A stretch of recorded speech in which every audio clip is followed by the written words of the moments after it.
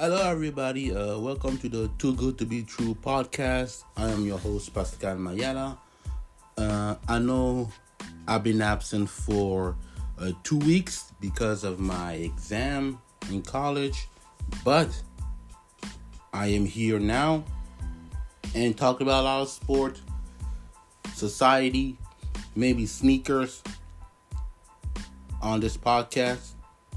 But if you didn't see on my YouTube channel about being live on the podcast, I said that I'm not going to be live on YouTube. It's going to be on audio for a personal reason, but I'm here now, so we're doing the audio for all my fans around the world. And thank you, and also I want to say this: thank you for waiting this podcast for 2 weeks. Yeah, I know you miss me, and I miss you all, but I'm here now. So let's talk about the podcast now. Let's talk about what happened on sport in general today. So let's talk about the NBA playoff. So last night we had the Magic versus the Cavaliers.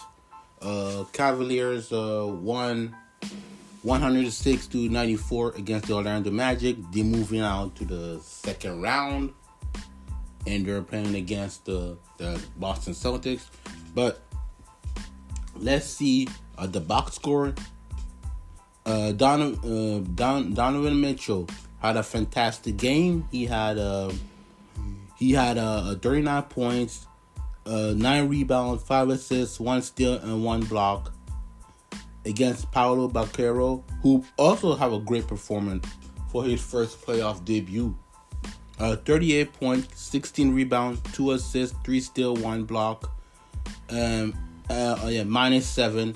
And I forgot to say what is it for the minus for Donovan Mitchell? Plus 17 for Donovan Mitchell. And I can say this, and I'm going to be honest with you guys. I did not see the first half of the game, so I apologize for that. But the second half, the Orlando was leading, and the Cav responded with Donovan Mitchell performing. And I will say this for this game, and I'm so happy for the Magic to make it to the playoff because for a long time the Magic, after the departure of Dwight, they had to rebuild. They didn't have any identity. They didn't went to the playoff twice with Vucevic in 2019, 2020, but it didn't feel like the Orlando Magic. Now that they drafted Paolo Banchero and having a piece around him, I think there will be a force in awakening in the Eastern Conference in the future. So please don't not sleep on them. Now for the Cavs, like I said, Donovan Mitchell had a great performance, 39 points. But my question is for them for the next round: can Donovan Mitchell continue to do that? Can Donovan Mitchell push himself to be that superstar that everybody wanted to see against the Boston Celtics? Because with Boston Celtics, it ain't no joke.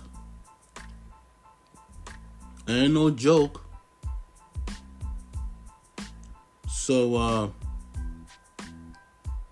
we don't know how he's gonna respond against the Boston Celtics in the second round.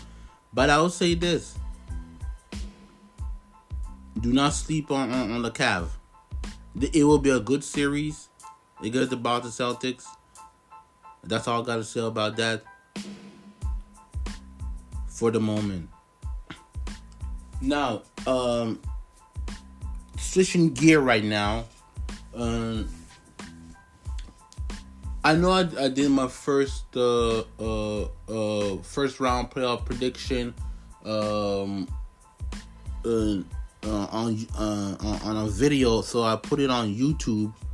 So I did put it on YouTube. If anybody did not see my first round prediction, so for the second round prediction,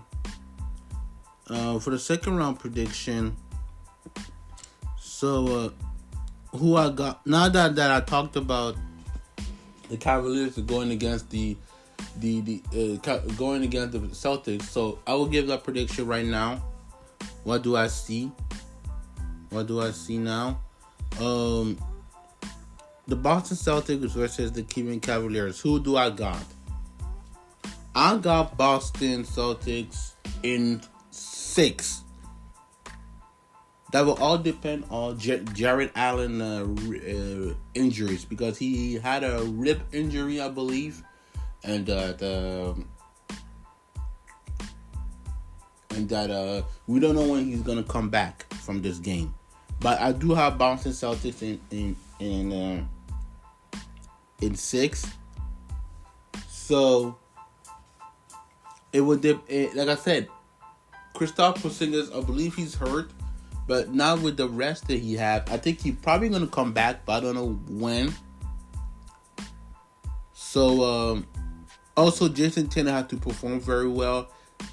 Jaylen Brown, the rest of the crew, the Celtics team going to have to perform very well. So, I got Celtics in 6.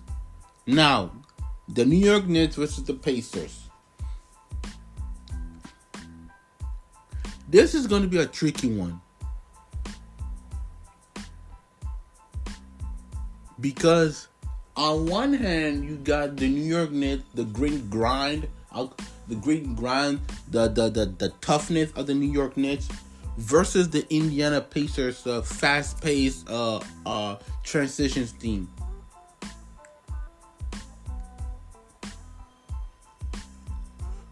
My issue, actually both have a default. I would say this. Let's start with the Pacers.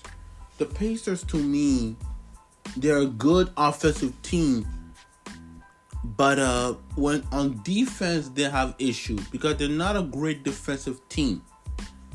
And in the playoff, like I said, when the playoffs slow down, you should find a way to play defense, because it's never going to be about offense.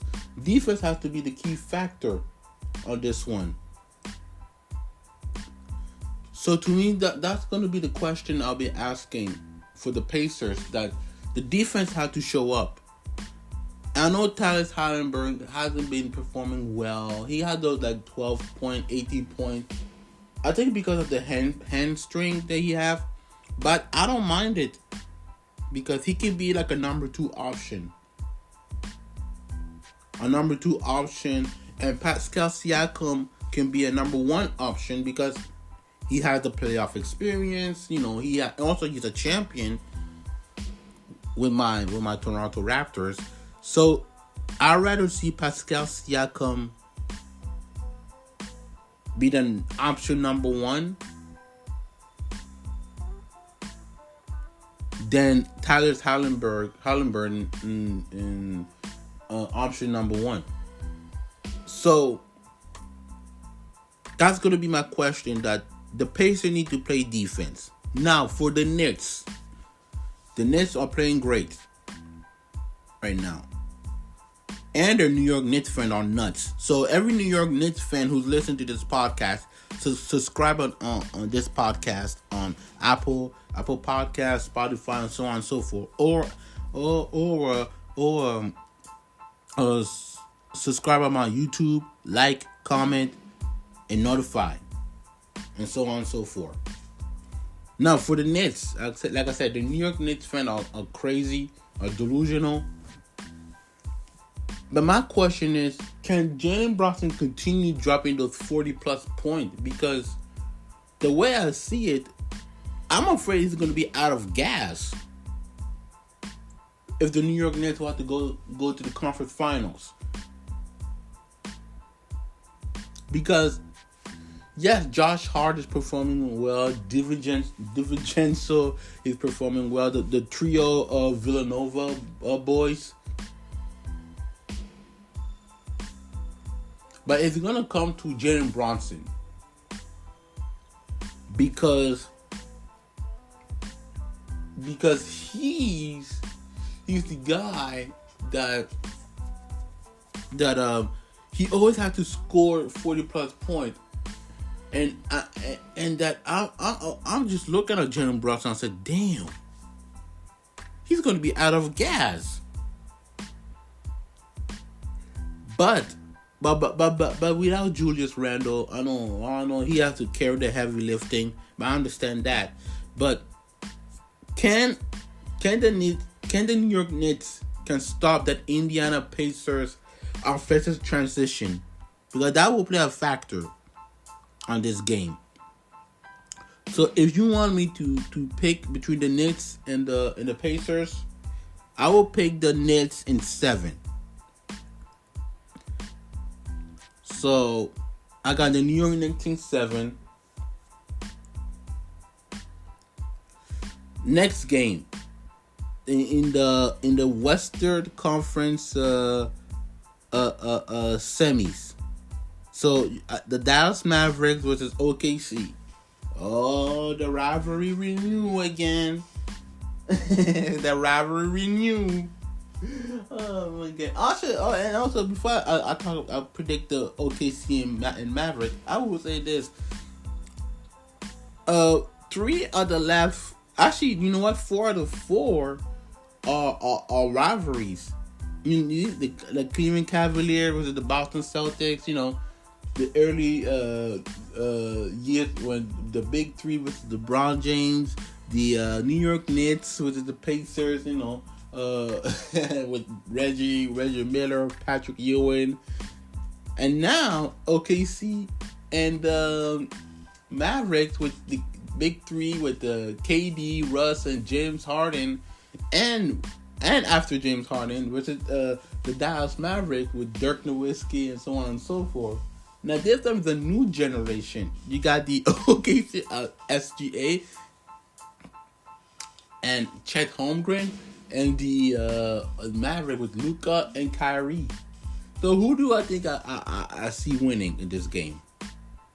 So let's look at it.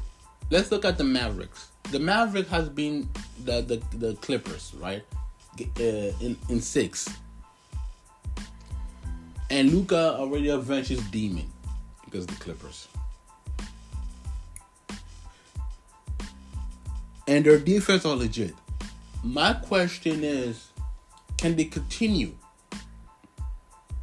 Because you know those young guys, OKC, they're not going to give up easily, huh? They're not going to give up easily. So, that's going to be my question for the Dallas Mavericks. Not for the OKC. I know people will say they're young. They're inexperienced. I know they swept the Pelicans in the first round. Now this one is going to be a true test for them. Can they? And I think, can they do the same thing what they did against the Pelicans? And I know the Pelicans, they didn't have Zion, and Brandon Ingram was a shell of himself. Now for OKC, do you think you can slow down the pace the Mavericks and outmatch them on offense and defense? That's the question I've been asking. SGA had to perform very well, and even though I did not all see the first round, but I tell you what, SGA performed very amazing against the Pelicans. So if I gotta pick between the OKC and the Mavericks, I got OKC in 7 because I do see it a back and forth between this team, a back and forth. And finally, Timberwolves versus Nuggets. I know what was it? Saturday, The Wolf won game 1. And Jamal Murray was a disappointed 0 point in the first half. Then you got 17 in the second half. Unacceptable. It's unacceptable what he did. But let's predict. I know the Wolves are leading 1-0. And this is going to be a true test. I said that the Wolves are not going anywhere. They're very disciplined. So does the Nuggets. And what are they doing right now? It's like they have 2 big men. And for anybody who said, oh, the big man, 2 big men not going to work. I was one of them. I said, oh, it's not going to work because in the playoffs, you need to put Rudy Gobert in the bench when the team goes small. And I'll say this, and I'm going to admit it on this podcast. My apologize to the Timberwolves. Okay? My apologize to the Timberwolves. Because I saw a game for the game between Phoenix and the Wolf, and I will say this: they swept the Sun, unexpected. I might add, but I did not see that coming. but I apologize again to the Timberwolves for that. Now, who do I think is gonna win? Now, for the Nuggets, it's gonna be very difficult because we saw what happened in Game 1. 2 big men. Posting up against Jokic, and Jokic cannot do much, even though he had he scored a lot of points, I believe. And let me look how in Game 1 how many he scored. He had, even though he had 32 points, 11 for 25 assists, 8 rebounds, and 9 assists. That's not enough. I know MPJ, Michael Porter Jr. did a phenomenal job. But,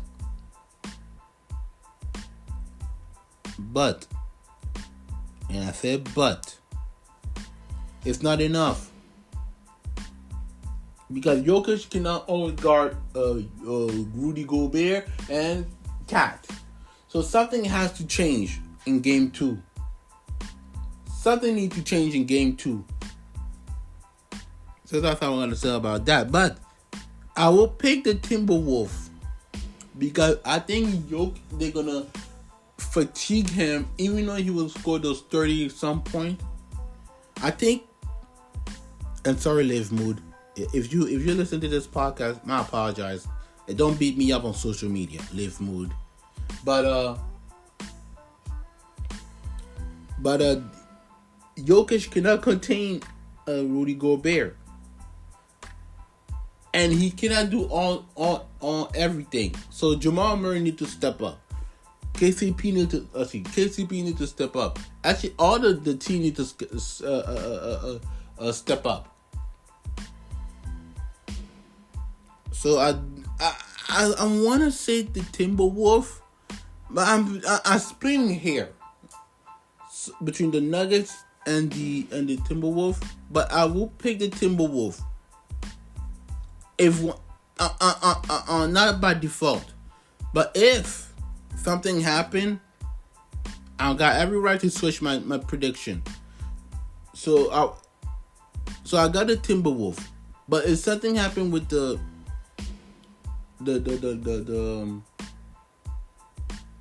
Timberwolves, like Anthony Edwards get injured or something like that, I think the game will change. So probably I'm gonna pick the Nuggets, but for now I'm picking the Timberwolves. So that's my prediction right now for the NBA second round play. Switching gears now, we had the NHL. We had the NHL playoff, and oh, this is great. So, growing up in Ottawa, I was always an Ottawa Senator fan. Always was, always will, because I grew up in Ottawa.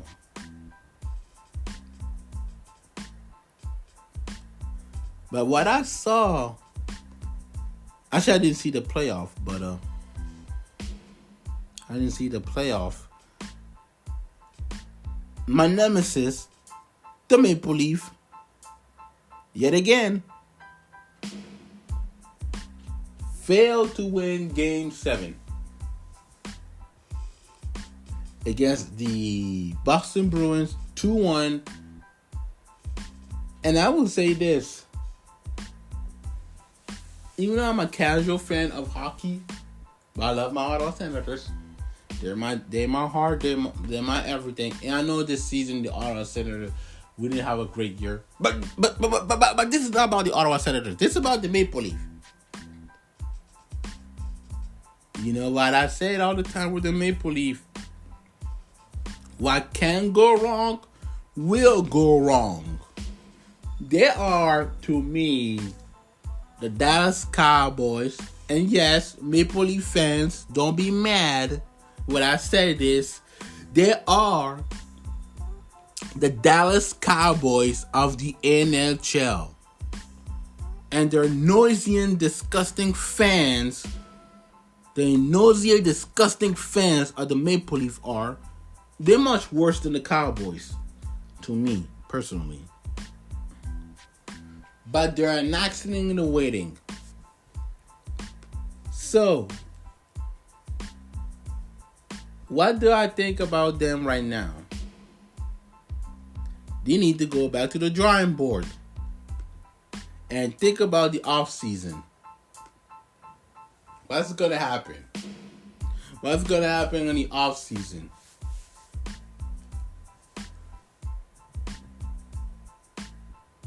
So, what's going to happen in the offseason for the Maple Leaf? But, also yesterday, there was another game. The Dallas Stars beat the Colorado Avalanche. Actually, no, not the Dallas. Yeah, not the Colorado Avalanche. What am I saying? The Dallas Stars versus the Las Vegas Vikings. I believe dethroning the defending champion in Game 7 2-1. So if I look at the second round in May 7, so for May 7, we'll have the Boston Bruins versus the Florida Panthers. I don't really do prediction like that, but I'll be honest, I don't really follow that much the NHL. I need to find more about the NHL. So let me just look before I continue. Let me look about the second playoff format. I know you cannot see me visually, but just see me. Oh yeah, there it is. Okay, the second round already been set. So we got the Florida Panthers versus the Boston Bruins. Who do I got? I got the Florida Panthers in 5. No way. I do not see the Boston Bruins beating the Florida Panthers. There's no way. So I'm sorry. I'm sorry, a Boston fan. Now the New York Rangers. They already have one win over the Carolina. I do have New York Ranger winning it in 7, because I know those Carolina Hurricane will not give up. So it will be a fight. So I got New York Ranger in 7. The Dallas Stars versus the Colorado Avalanche. Sorry, my bad. The Colorado Avalanche. Who do I got? I believe I got the Colorado in 6 against the Dallas Stars. So I got the Colorado Avalanche against the Dallas Star in 6. Next game in the Western Conference. Sorry, I didn't talk about the East. I talked about the East. Now I'm talking about the West. The Vancouver Canucks versus the Edmonton Oilers. 2 Canadian teams. I don't have no beef with them. It's gonna be hard for me as a Senator fan watching the playoff without my Senator fan in the playoff. I got Edmonton Oilers in 7. This is my prediction. I could be wrong with those predictions, but that's my prediction for the NHL. We'll take a small break, then I'll be back.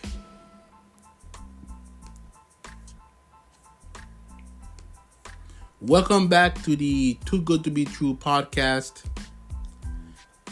And there's not really much to talk about sport today.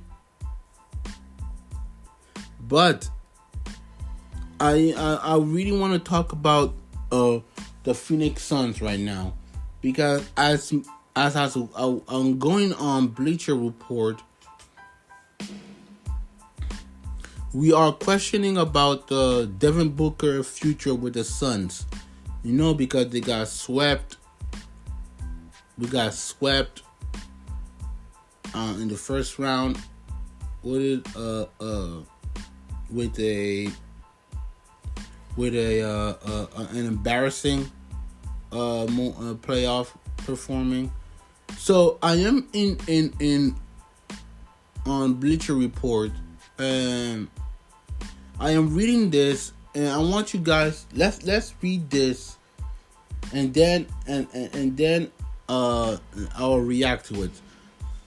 So on Bleacher Report, and I quote, said that as the Phoenix Suns look forward as to how to improve their roster, rival executives are wondering if Devin Booker could be on the move. Rick Butcher of Fox Sports spoke to NBA executive. One of who said it's unclear whether Booker wants to remain in Phoenix. Another exec highlight that the San Antonio Spurs and Oklahoma City Thunder potential trade partner. San Antonio Spurs has the access to get him. The second X said, so does OKC. And it's really the only way Phoenix can change course. That's what it said from Bleacher Report. And we continue and said that the Suns locked themselves into a high-cost roster built around Booker, Kevin Durant, and Bradley Beal. The 3-star are set to make $151.1 million next season. Adding Yusuf Nurkic for $18.1 million salary, and the Suns have about $169.2 million committed next season to the 4 players. Factor in that Grayson Allen 4-year $70 million extension, and the Suns have a bloated payroll for the core that just got swept in the first round. Suns owner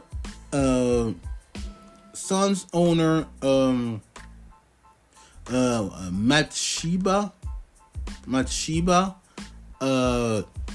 seems steadfast in the belief that a score can work moving forward. This is what he said.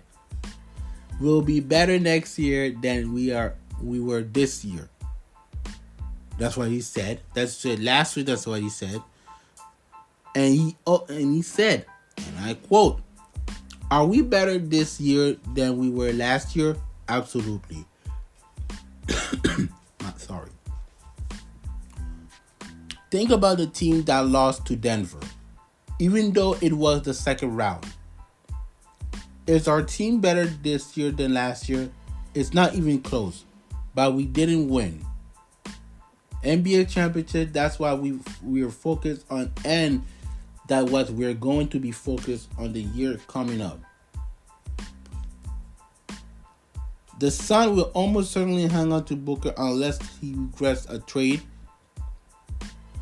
Stephen A. Smith, yes again, said that on ESPN that he recently said that Booker wants to be traded to the New York Knicks. Booker in his contract has 4 years left and $221 million remain in his contract. So I just want to, you heard what Bleacher Report said. And I want you guys, I want everybody to listen to what I said. Reading there's a part that I read. What I read after. So he said that we are better this year than we were last year. Absolutely. Think about the team that lost to Denver, even though it was the second round. Is our team better this year than last year? Not even close, but we didn't win. The NBA championship that we were focused, and that's why we're going to be focused on this year coming up. So I want to take the quote what he said. Are we better this year than last year? Absolutely. Mr. Matt Ishbia, I don't know how to say it. Matt Ishbia, with all due respect, the Suns this year were not better than last year. I'm gonna be honest. And last year, if I'm not mistaken, who was the point guard of the Phoenix Suns? That would be Chris Paul. And one of the problems that I had with this comment, he said that they were better last year. They were not better than last year. This because, number one, you did not have a point guard this year. And Devin Booker has to be the point guard, which is kind of ridiculous.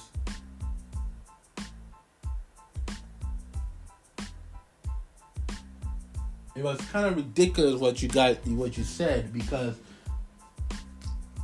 if I remember correctly, you had, before Bradley Beal came, and actually let's go with the 2020-21 season. Who was the head coach? It was Monty Williams. Who was the point guard? CP3. Who was the center? DeAndre Ayton. Those three guys brought the Phoenix Suns to the NBA Finals with this core.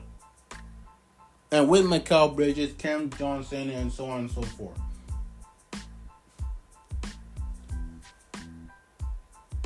Fast forward to the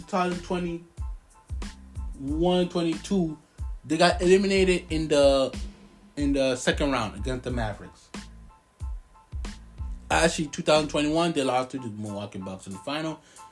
They lost 2022 playoff against the Dallas Mavericks. And 2023, adding KD. Think about it, you traded a lot of assets.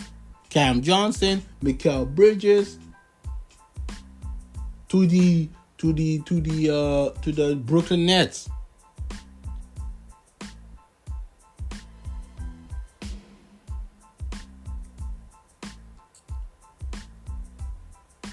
And now, this year you traded Chris Paul, DeAndre Ayton, and you have Bradley Beal.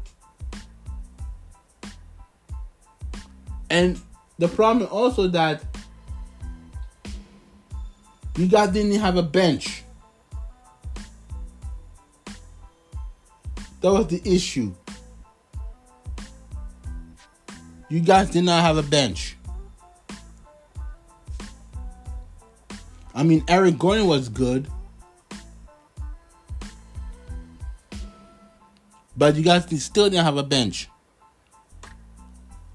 So let's go back with the Devin Booker situation now. We heard that, like you said, he got $221 million left on his 4-year contract. What do I think is gonna happen with Devin Booker? Do I see him going with San Antonio Spurs? Absolutely not. Do I see him probably go to OKC? Probably not. Do I think I see him going to play against New York City? Possibly. It's probably going to happen. But I probably don't. I cannot see it.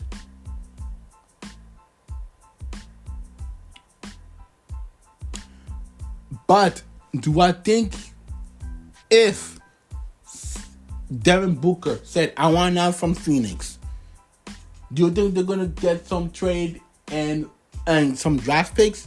I think it could happen. I think it could happen. I think it could happen. Because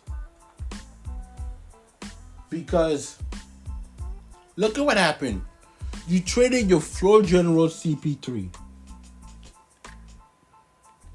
You add KD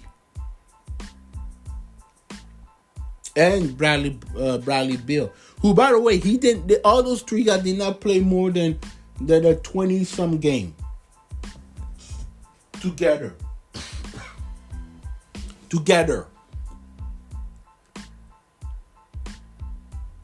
The way I see it, it could be two possibilities. If he stay and KD stay and Bradley Beal stay, I think they have to restart. That means somebody has to cut. One of those players is going to cut their budget. Somebody's going to cut it. So,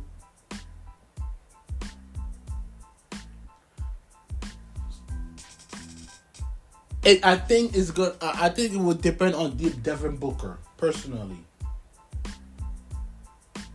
If you want to go, I do see him in the Knicks because I do see it, but that means the Knicks have to trade some assets too,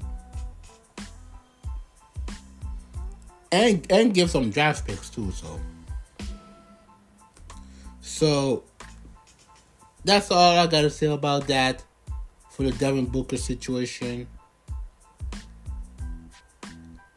So let's switch gear right now. Let's switch gears. Tom Brady. I saw something on YouTube that Tom Brady, Bill Belichick, Drew Bledsoe, and more trying to they did something like a Netflix thing. They tried to roast everybody, and I wanted you guys to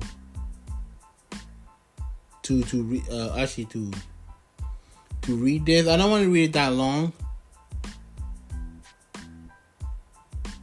but if you haven't heard it, let me just put a little snippet of the the Netflix thing what Tom Brady did. So listen to this. It's just 19 seconds.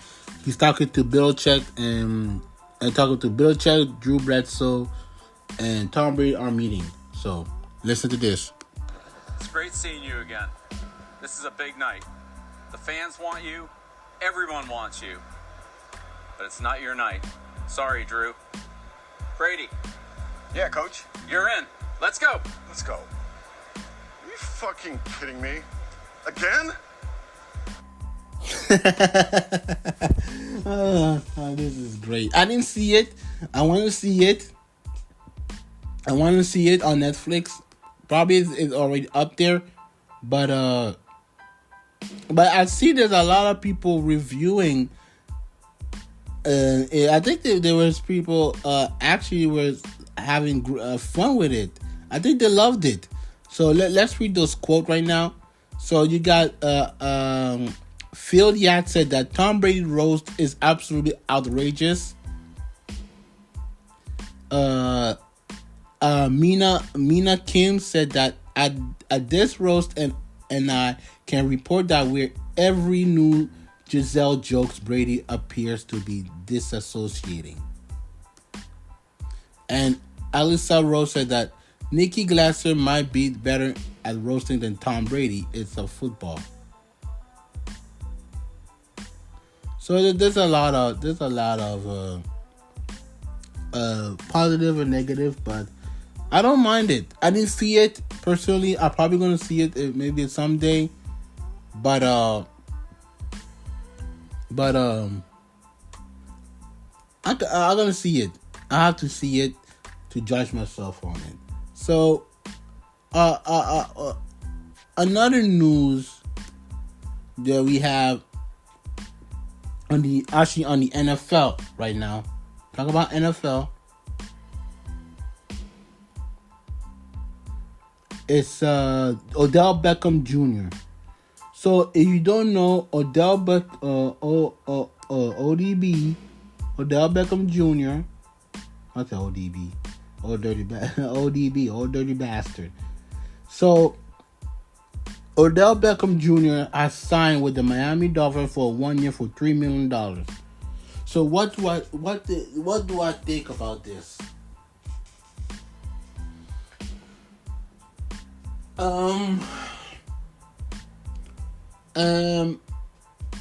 I feel a little bit indifferent because on one hand I'm glad that not Tom Brady but ODB has signed to a new team, but on the other hand,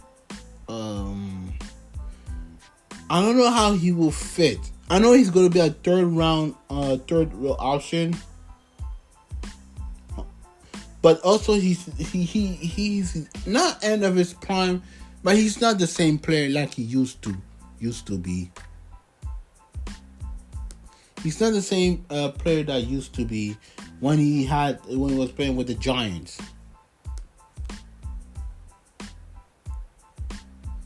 So I don't know how he's gonna fit, but if he's the third option, I don't mind it.